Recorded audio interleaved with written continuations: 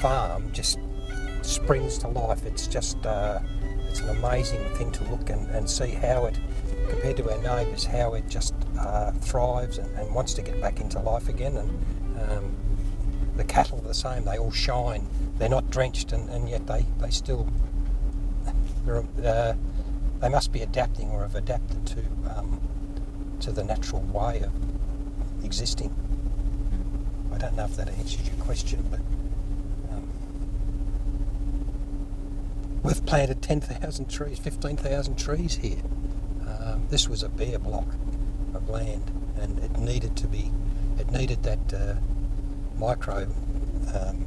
microorganisms to be brought back in, and biodynamics has done that.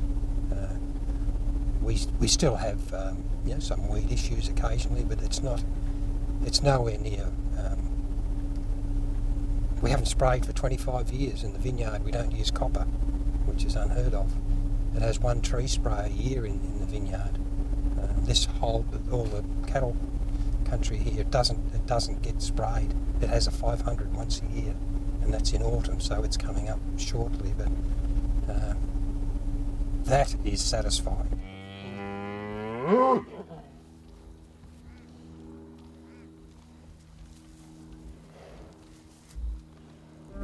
This is reasonably flat country, and yet the water didn't hang around. It's in the soil, and we have you're always looking at subsoil moisture, and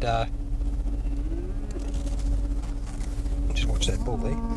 The subsoil moisture, it's coming back again, but the thing I keep stressing is the fact that this farm has just come back. You couldn't multiply it more than anything else around here, and that's a testimony to what Alex has taught us. This is primarily red wine country, so we've got Shiraz, Cabernet Sauvignon, Sangiovese, Cabernet Franc. We also have Viognier, which is a white variety. That pretty well covers them, I think.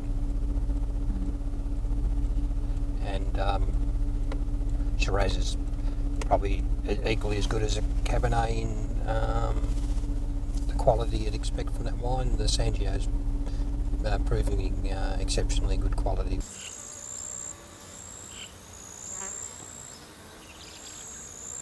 This was a conventional held farm back then, and Rob and I were pretty determined to try and get straight into biodynamics. So with Alex guidance, we started.